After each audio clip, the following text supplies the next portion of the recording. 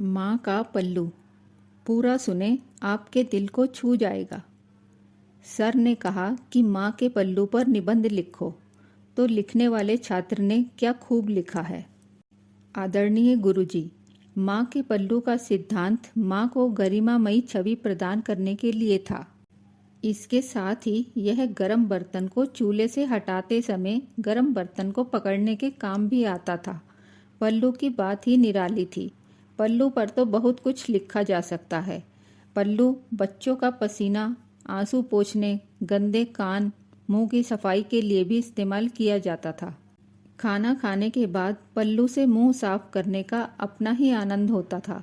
कभी आंख में दर्द होने पर माँ अपने पल्लू को गोल बनाकर फूंक मारकर गर्म करके आंख में लगा देती थी।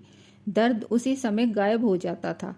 माँ की गोद में सोने वाले बच्चों के लिए उसकी गोद गद्दा और उसका पल्लू चादर का काम करता था।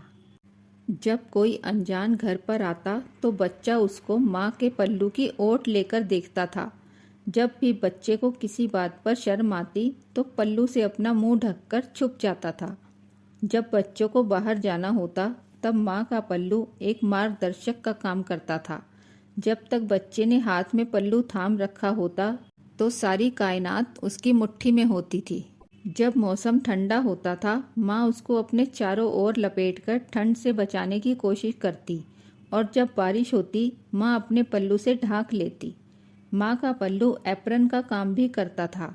माँ इसको हाथ तौलिया के रूप में भी इस्तेमाल कर लेती थी। पल्लू का उपयोग पेड़ों से गिरने वाले मीठे जामुन और सुगंधित फूलों को लाने के लिए भी किया जाता था। पल्लू में धान, दान, प्रसाद भी संकलित किया जाता था। पल्लू घर में रखे सामान से धूल हटाने में भी बहुत सहायक होता था। कभी कोई वस्तु खो जाए तो एकदम से पल्लू में गांठ लगाकर निश्चिंत हो जाना कि जल्द मिल जाएगी। पल्लू में गांठ लगाकर माँ एक चलता फिरता बैंक या तिजोरी रखती थी, और अगर सब कुछ ठीक रहा तो कभी कभी उस बैंक से कुछ पैसे भी मिल जाते थे। मुझे नहीं लगता कि विज्ञान पल्लू का विकल्प ढूंढ पाया है। माँ का पल्लू कुछ और नहीं बल्कि एक जादुई एहसास है।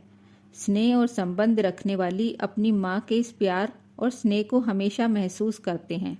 अब जीन्स पहनने वाली माएँ पल्लू कहाँ से लाएंगी?